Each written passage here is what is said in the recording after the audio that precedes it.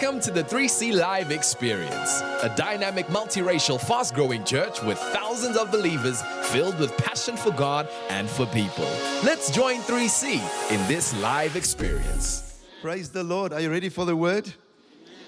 Praise the Lord. Come on, just where you are, let's just pray together.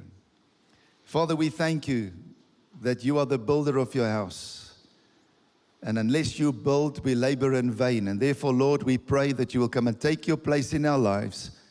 In everything that we do, think, and say, let your kingdom come, let your will be done. In Jesus' name, amen. This morning, we're looking at the word from the book of Psalm chapter 127. And the theme is building the house. Say with me, building the house. And this chapter gives us the template, God's way of building the house. Now we know that we are all building. We are all building a house. We're building our families. We're building our marriage. We're building our nation. You're building the ministry that God has given you as a disciple maker. And there are three things that I would like to point out this morning that I believe that God wants to cement into our lives today. And the key text for today is Psalm 127, verse 1 to 5, and we will look at verse 1 and two other verses. But the word says here, unless the Lord builds the house, that those who labor, labor in vain. At the end of this chapter, you'll see that building in vain means that you end up in shame. Building in vain ends in shame. But he tells us here, he says that unless the Lord builds the house, who's building your house? Who's building your life? Because everybody builds, but for some people, their lives end in shame, and for others, their lives actually glorifies God. He continues, he says, unless the Lord guards the city, the watchman stays awake in vain. It is in vain for you to rise up early, to sit up late, to eat bread with sorrows, for so he gives his beloved sleep. Now look at the next verse, and then we'll see the key to a life that is built by God, based on the template that God provides, the strategy, the method of building.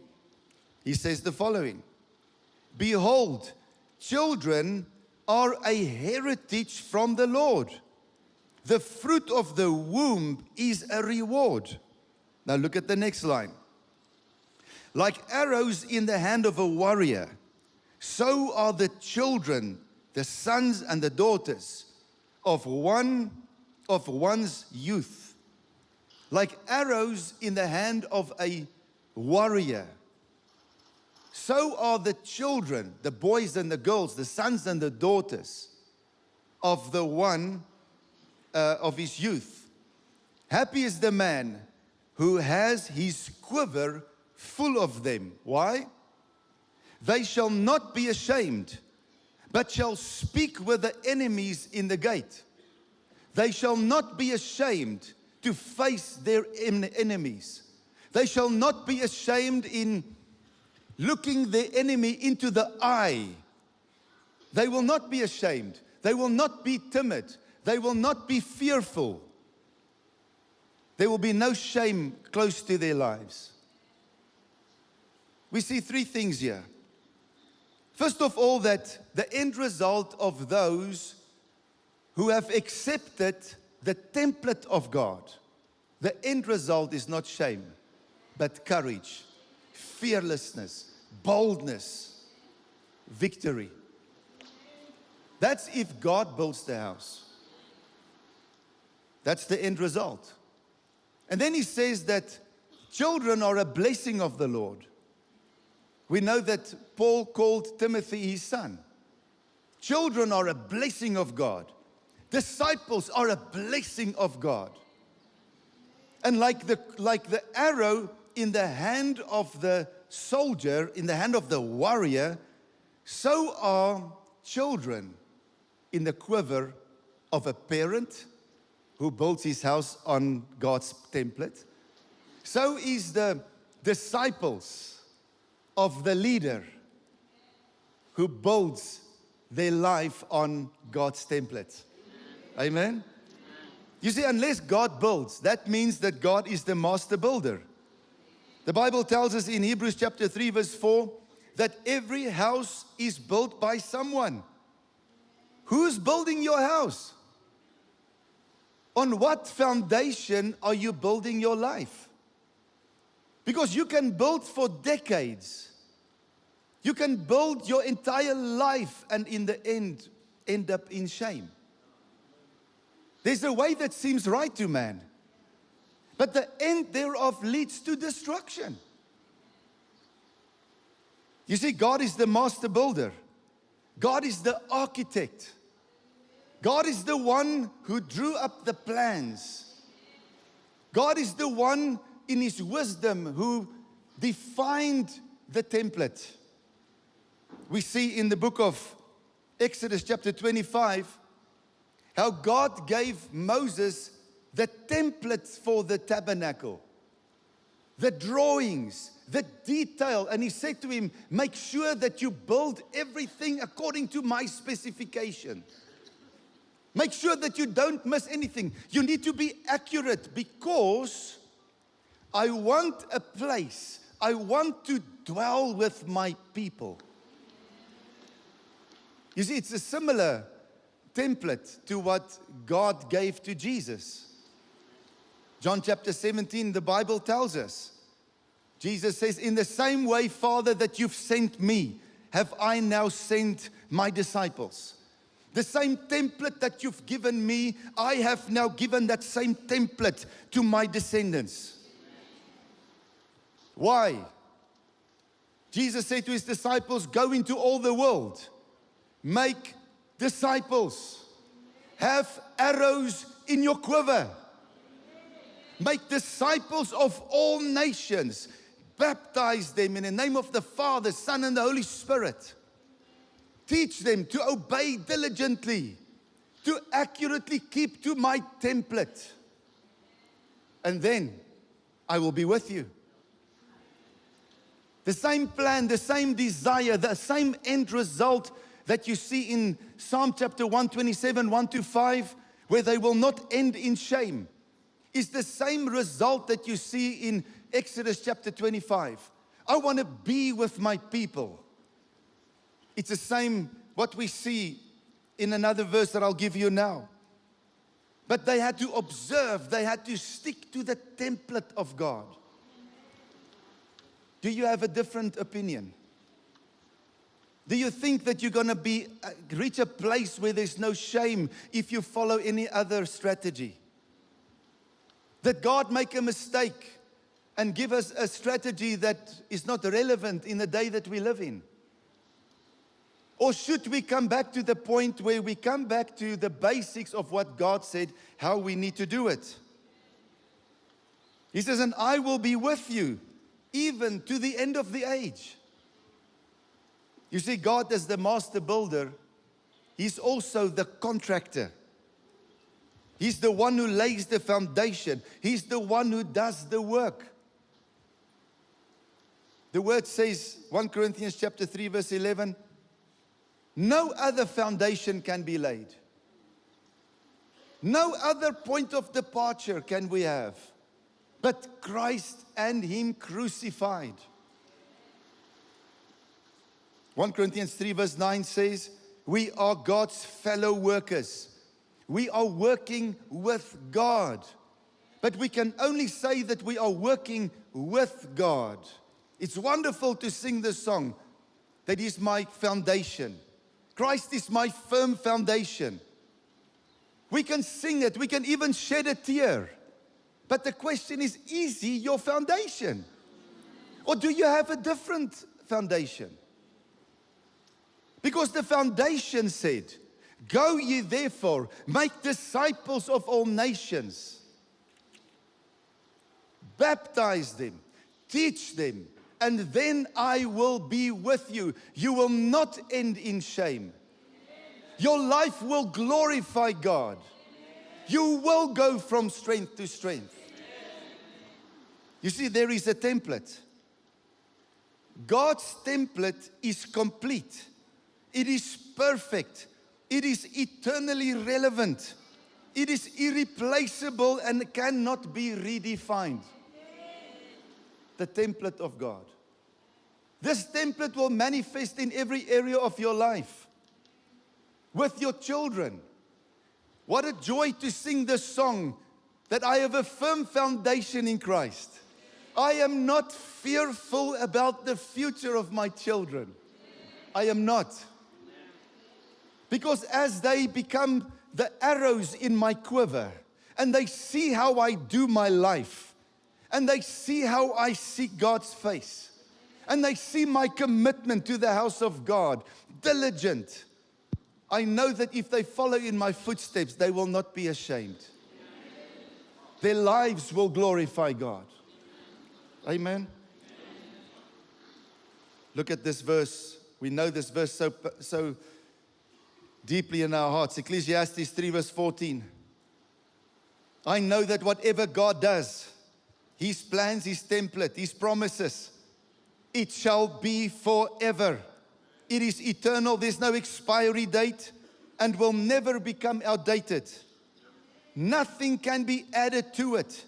Nothing can be taken from it. It is complete. You don't have to add anything. You can't improve it. You can't make it better by adding anything else. And hell cannot cancel it.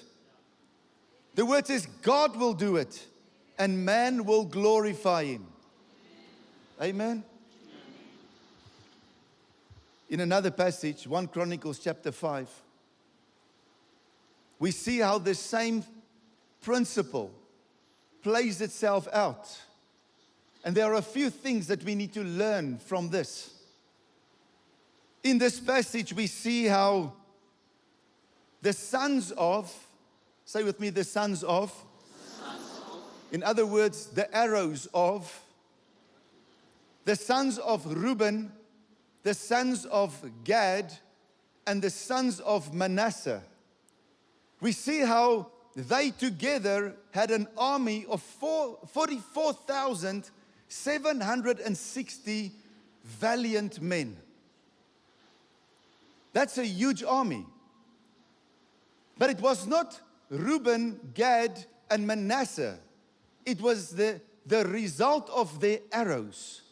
It was the result of what they have invested in their own sons, that was passed on from generation to generation. And by this time, when they had to go into battle, there were 44,760 valiant men, fearless men, courageous men, bold men, strong, skilled men, ready for war men.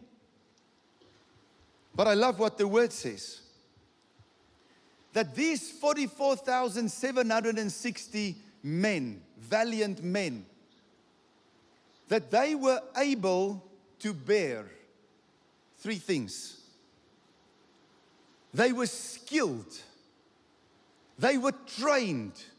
They were disciplined. They were empowered in these three aspects. And the end result is, let me show you the end result. The Bible says that God was with them in this battle. That many of their enemies fell dead because God was with them. The word says that God gave them victory. They were not ashamed. That battle that they faced didn't end in shame, but it ended in glory. Because God was there. And God was there because they stuck to, they continued with the template of God. You might be fighting some battles, whether it's in your marriage, in your workplace, in your community, the battle for the soul of our nation. But there is a template. And when we come back to God's template, we will not stand in shame. Our nation will glorify God. Amen. So the word says that these 44,760 men could bear, they were skilled in battle, they were well trained, they were able to take up, the first thing is the shield. They were trained to work a shield. Now, I've watched some things on YouTube, because from my culture, there's no shields. But I see in many of our cultures in Africa that there's a shield in the warfare or in the games where all the men are together and there are two guys in the ring with knopkieries and a shield. Yo, those guys are beasts. You know what I'm talking about? Yo, those guys have been trained. Let me tell you, you don't step into that ring if you've not been trained. You will lose your knees or something. You're going to pay for ignorance. Amen? I hope you can relate to what I'm saying. Those guys are awesome. They don't take the shield and go in there. They've been trained. They know how to defend, how to hold it, to impact, or to embrace the impact of that knopkierie, or that assegai, or the sjambok, I don't know. Amen? They've been trained. Now, if you give me a shield to me is a mystery. It's a mystery. I don't know how to work it. I've not been trained in it. But we know that the shield speaks about faith. The shield of faith. For many people, faith is a mystery. They can talk faith, but they don't know how to work it. They don't know where to get it. They don't know how to grow it. They don't know how to protect it. And they don't know how to release it. So they forever find themselves in a place of shame because they've never been trained. They sit in church every week, decades, but they still don't have substance when it comes to faith, because faith is substance. It is a mystery. It is a cliche. It is words. The next thing that they had was the sword. These men were trained with a sword. Now, once again, you give me a sword, I might end up in hospital. Because handling a sword takes development and skill and practice. It needs wisdom to be imparted. I mean, just the way in which you take your sword and put it in its sheath, just that, you can lose your fingers. Just the way that they handle the sword and swing it, you might end up in hospital or in a, you know where. The sword of the Spirit, the Word of God. Some people still don't realize the different avenues that God provides the Word. Some people still are not being have not been trained yet. It's a mystery. Been married for 30 years, but still don't have the word on what marriage is about. Still can't walk as a husband in the family. Still can't take my place as a woman in marriage. It's a mystery. It ends in shame. Just because I've never been trained, I've never been equipped, I've never become an arrow in a quiver.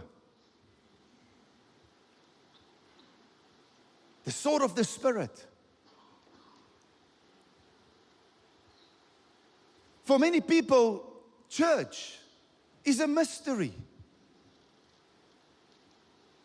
You see, the problem is that you don't know what you don't know. Just coming to church because I'm not in a quiver of a leader means that I sing and I serenade. I walk into church every week, but I never walk into the presence of God. Lives are not changed in the church. Lives are transformed in the presence of God. After so many years of coming in and leaving, feeling a goosebump but never experienced transformation, I still come late for church. I still don't engage at the highest level. My worship is diluted. My sacrifice is not a sweet smelling, a crushing of myself, a crushing of my flesh. It's a natural. The sword of the Spirit, the Word. How to receive the Word. Because Hebrews 4 verse 12 says, your Word is a double-edged sword and it pierces into. It brings division between bone and marrow, spirit and soul. And it is a discerner of the intents and the thoughts of the heart. How can we sit in church week after week and never feel that we need to repent before God? Never feel that we need to change and that we need to humble ourselves. The shield of faith, the sword of the Spirit. And then he says, they were skilled with a bow. You see, the bow and the arrow speaks about discipleship. The bow, and look at this, the privilege of becoming a disciple.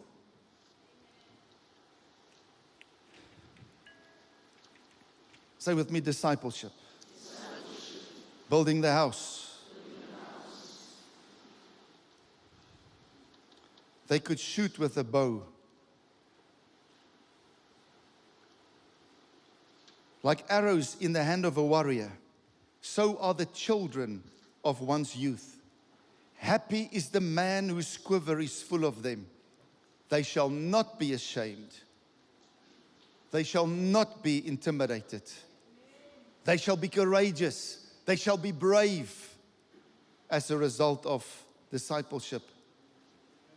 You see, the bow is the instrument that the warrior uses to shoot that arrow, that son, that daughter, that discipleship, twice as fast, twice as far as what you yourself can reach. That's the privilege of discipleship. When you become the arrow in your leader's quiver, meaning that when they worship, you're there with them. You see how they pour themselves out. You see on Zoom how they present themselves in a prayer meeting. The camera is on. They're wide awake. They're not lying in bed.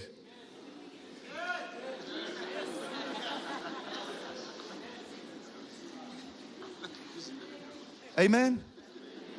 That it speaks about a relationship that you have with someone. It speaks about imitation. Jesus said, I've never done anything unless I saw my Father do it. Jesus was the result of the same template. I never said anything unless I heard my Father say it. And that's why he did not end in shame.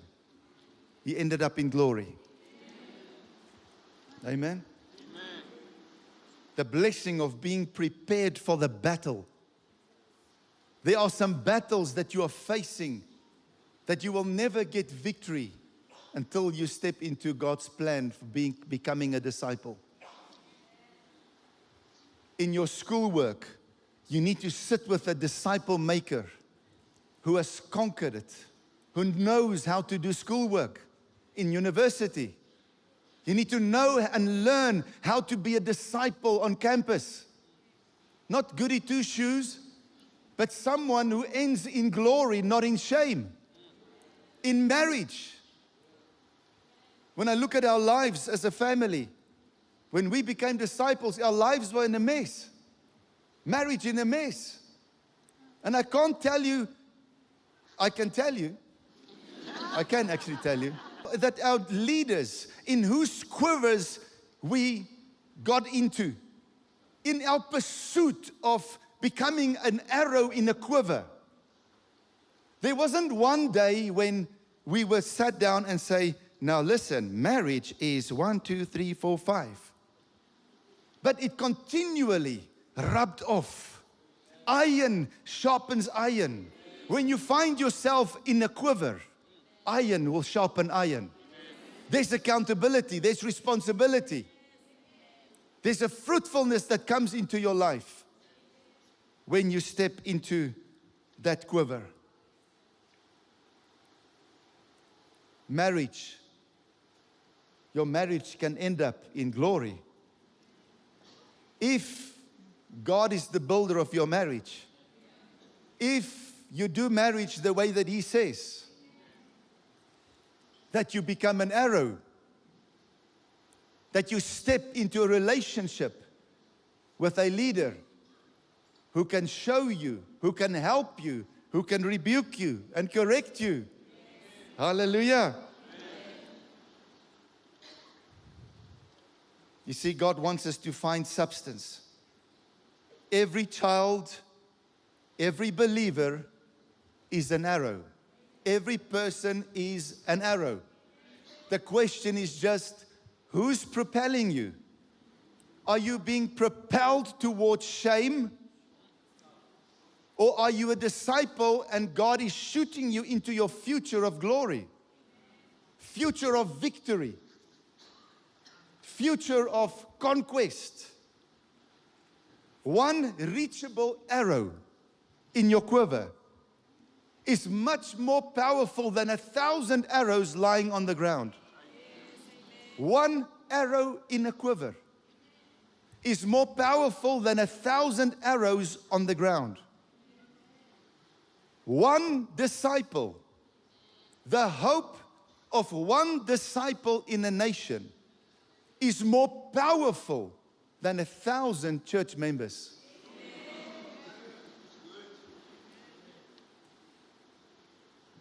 There's only one template.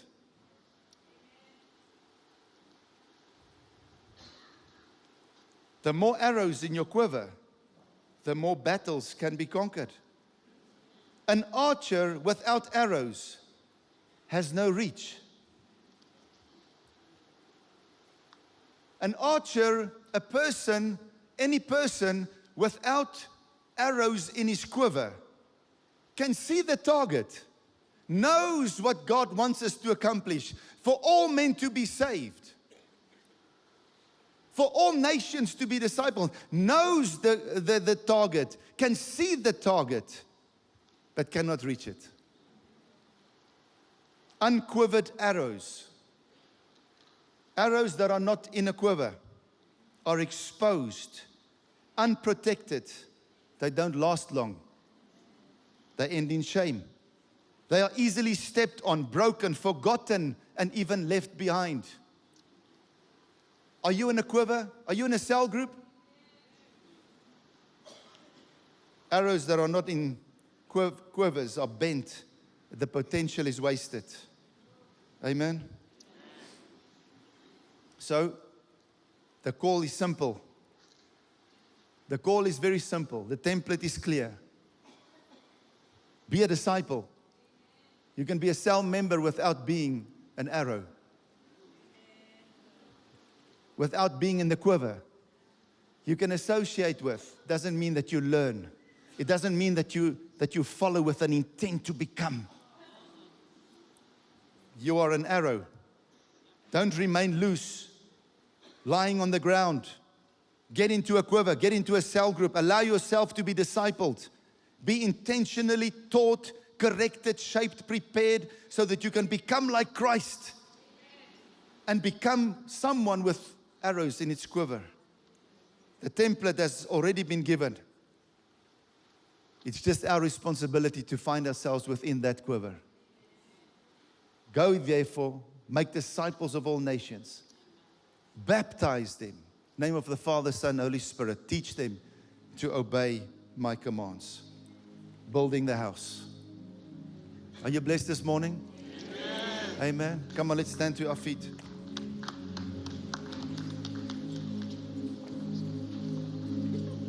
Thank you, Jesus.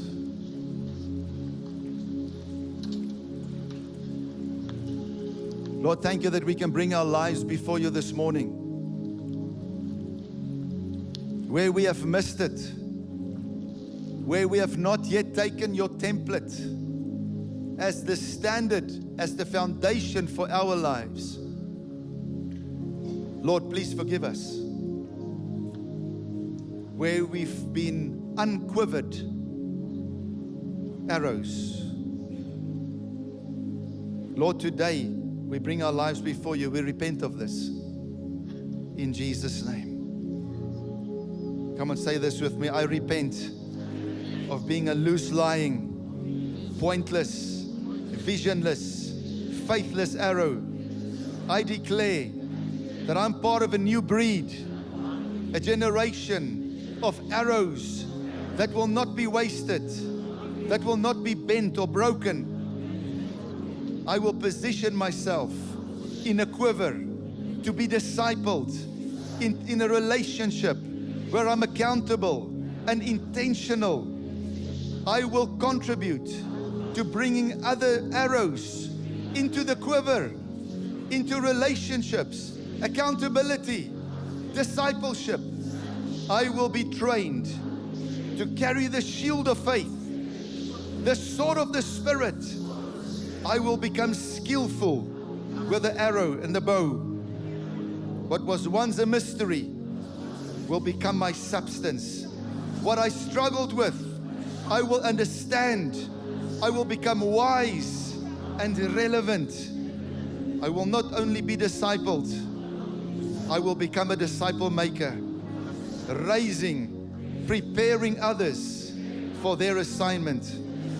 My life will go faster, further, because I'm an arrow in the hand of a warrior. My quiver will be filled with arrows that are prepared, sharpened, ready to be released at the right time. And I declare, I will hit the target that was set before me. I will fulfill my assignment and leave a godly legacy for future generations. In Jesus' name, amen and amen. Hallelujah! Hallelujah! Thank you, Jesus. Praise the Lord. With this in mind, I want us to sing this song today. Christ is my firm foundation. And I want you to assess your life. This is God's template. There is no other template. There are some battles that you will only overcome when you step into His template. That the same can be said about your life. I will not end in shame. Come and say with me, I will not end in shame. Christ is my firm foundation. Come on, let's sing the song. So why would He fail now? He won't. Whoa. And I've still got joy in chaos.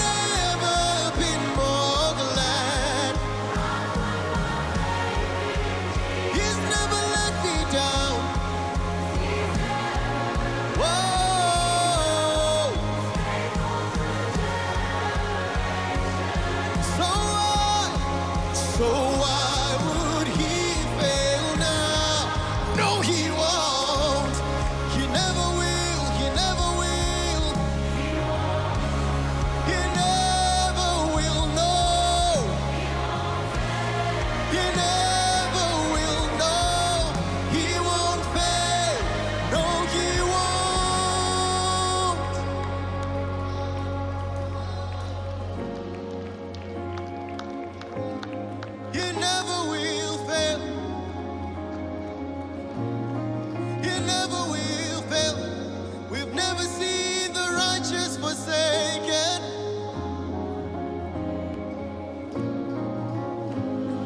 Rain came, wind blew. My house was built on you, and I'm safe with. Whoa, rain came, winds blew, and I'm safe. Whoa, I'm gonna make it through. I'm standing strong on you. I'm gonna make it through. My house was built on you. Whoa, foundation, the rock on which I stand. When everything around me, when everything around me, whoa,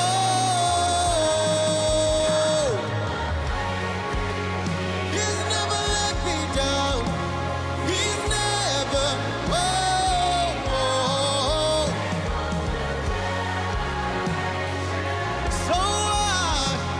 So why would He fail now?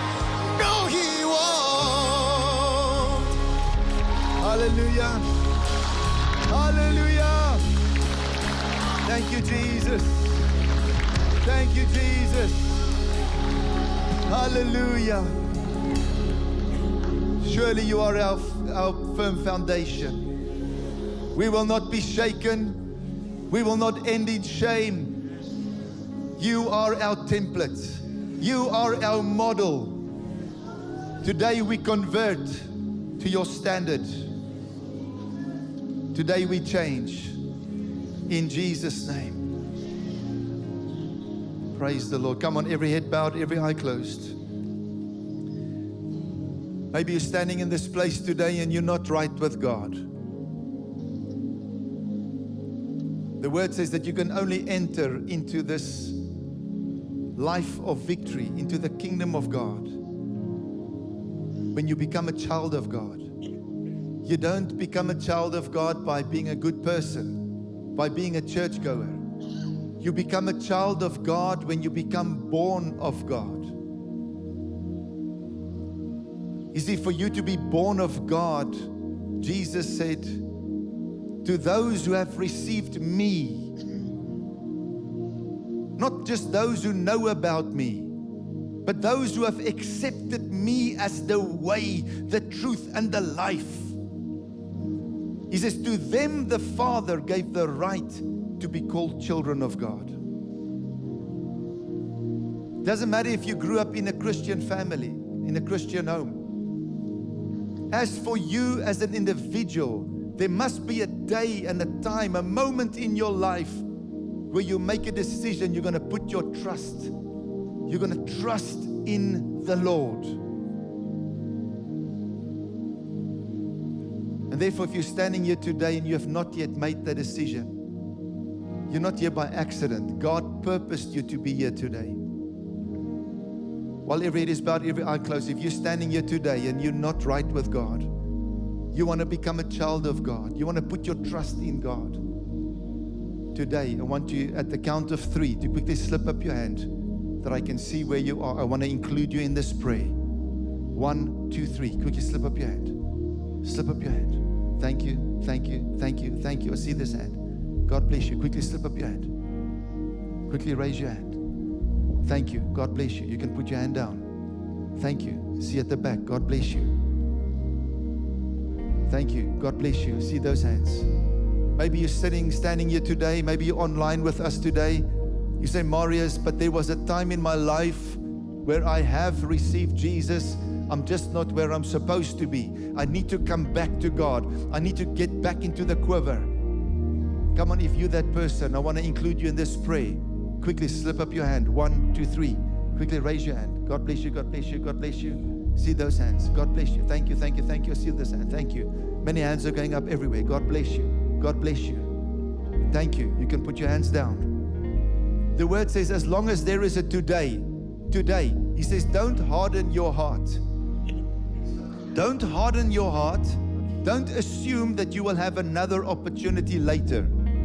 The word says no, there's an urgency. As long as there is a today, don't harden your heart, but be reconciled to God. So for the last time, if you're that person, knowing for a fact that this is true about humanity, some people left their homes this morning, they will not return there again. It's a fact of life. They don't even know it. And that's why there's such an urgency that we must redeem the time right now to be reconciled to the Father. So for the last time, if that's you today, quickly slip up your hand. 1, 2, 3. Quickly slip up your hand. God bless you. Thank you. Thank you. I see all those hands. God bless you. You can put it down. I want to ask you one more thing. If you raised your hand, I want you to take your belongings with you and quickly come and join me here in front. I want to pray with you personally. Quickly come forward. Quickly come forward. And even if you didn't raise your hand, quickly come forward.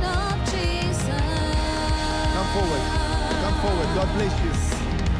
Come as you are. The King is calling you. Stand before His throne of grace as you are. The blood has made a way. He paid a price for you to come as you are. Come and be washed. There is power in the blood of Jesus.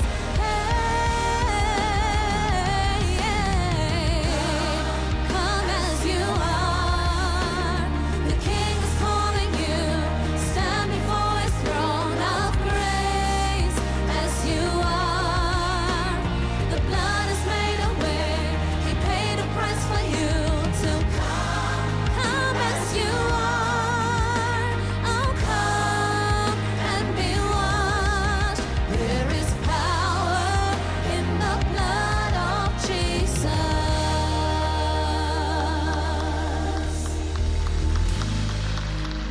Praise the Lord. Just where you stand, I want you to close your eyes. Those joining us online, if you've made that commitment, I want you to pray this prayer from your heart as well. And we know that God's going to do this work in your life right now, in Jesus' name. Come on, just where you are. Say this with me. Say, my Heavenly Father, I come to you in Jesus' name. Today, I repent. Today, I turn to you the way that you want me to do it. Today, I receive Jesus Christ as my Lord, as my template. Lord Jesus, please come into my life. Take out this old heart. Give me a new heart. Wash me, cleanse me. And I thank you, Lord, that as I put my trust in you, you say I have the right to be called a child of God. I surrender my life to your will, your plan for my life. Come and take your place in my life, in Jesus' name. Amen. Father, we thank you today that as we put our trust in you, that you give us the right to be called children of God. Thank you, Lord, that every curse is broken over their lives, that today is a new beginning in their lives. The old is gone. Those who were far away were brought near. Those who were in darkness are now in your marvelous light. We thank you, Lord, that those who were strangers are now in your household. We speak your blessing over their lives. In Jesus' name, amen and amen. Congratulations. This 3C Live experience was brought to you by the 3C Media Production. For more information, call us on 086 111 2345 or log on to my3c.tv.